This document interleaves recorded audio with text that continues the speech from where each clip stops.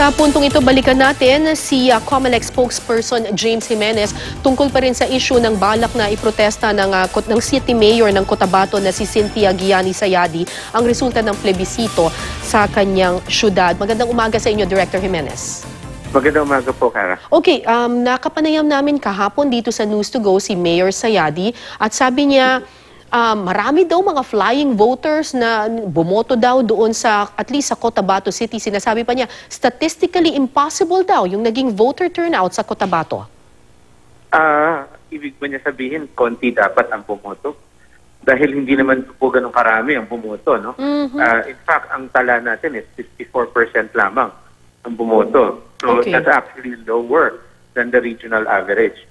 So, kung may mga ganyan tayong claim, maganda din sana masabi niya kung anong expected niya sanang voter turnout. Pangalawa, the question of flying voters, obviously, the question of flying voters obviously can be resolved by looking at the EDCVL, Election Day CVL.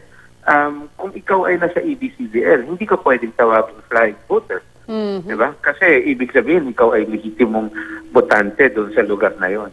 So, may itong mga issues po na to maganda na ma-file na nga para ma-ventilate ng tama.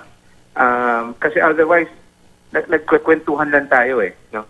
So, mas maganda kung ma-resolve na to para matapos na rin yung issue. Okay, sinasabi rin niya na nagkaroon daw ng pananakot doon sa mga guro at maging sa mga botante. Nakita natin na marami ang tao doon sa mga ilang presinto, no? And hindi ko dinidiscount yung possibility na baka intimidate nga yung mga botante at yung mga guro. But overall po kasi, natapos ng matiwasay yung voting at gano'n na rin yung canvassing, no? In fact, Cotabato City, mabilis natapos ang counting and canvassing. So, again, that would probably be a matter of evidence. Patunayan na lang natin na may mga ganitong nangyari nga, and the COMELEC, of course, will deal with that as they become revealed. Kasi ang sinasabi po niya ay nakapasok daw, pinayagan daw na makapasok doon sa loob yung ilang mga miyembro ng MILF at ito raw yung nagbibigay ng mga banta at nananakot doon sa mga botante. Meron ba kayong mga nakuhang ganyang klaseng ulat nung araw ng plebisito? Verify po ng commander ng 6th Infantry Division, si Major General Subiano, na meron silang intel tungkol sa pagdating ng mga karagdagang elemento ng MILF sa Cotabato. Ngunit inassure niya din yung publiko, pati yung foreign observers, pati yung foreign media, na una, aware siya na nandun sila. Pangalawa, minomonitor niya with an increased presence ng kanyang sariling troops. Pangatlo, na yung mga elementong yon ay naka-civilian clothes at hindi armado, no? So, hindi lingid sa kaalaman ng authorities na may ganun karaming tao sa Cotabato. At nung kinausap daw niya yung ilan doon sa mga taong yon, ang kanila namang claim ay sila ay sumusuporta doon sa plebisito, no? Again, this is not against the law. Pero kung may claim nga na ginamit yung kanilang presensya to sway the voters in any way in an undue manner, mabiventilate yan kapag na-file na yung protesta. Okay. Pumasok na po yung karamihan doon sa resulta ng mga boto at mukhang karamihan doon sa mga lalawigan na nag-participate dito sa plebisitong ito ay bumoto ng yes, except for Isabela City at saka yung Sulu Province. Himayin po natin yung resulta, sir. Ano po yung kaibahan ng bumoto ng no yung Sulu?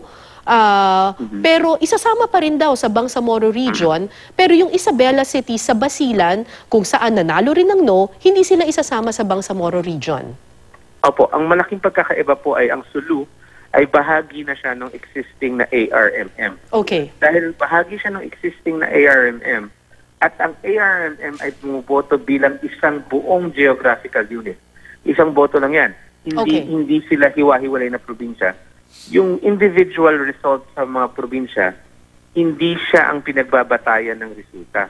Ang pinagbabatayan ng resulta, yung suma total ng lahat ng boto ng mga probinsya sa region para ituring siya as the regional vote. So, natalo yung sa Sulu pero hindi siya enough na ma-bring down yung total ng kabuuan ng ARM. So, kung ganun man, mananaig pa rin ang yes.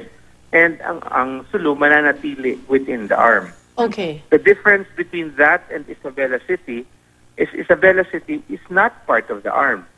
So yung no ng Isabela City was actually a no to the inclusion question. Dalawa po kasi ang tanong sa Isabela City. Una, ratification. Isa lang pala ang tanong sa Isabela City. Inclusion lang. Ang tanong lang sa kanya is, Gusto mo bang sumali? payag ka bang Oo. sumali? Kung nag-no siya doon, kailangan, kung nag-yes siya doon, pwede sana siyang maisali sa Bangsamoro Autonomous Region, no? Opo. Kaso nag-no siya. And ang inclusion requires a double majority. Ibig sabihin, dapat pumayag yung mother unit at pumayag yung unit seeking inclusion. So dapat yes, yes.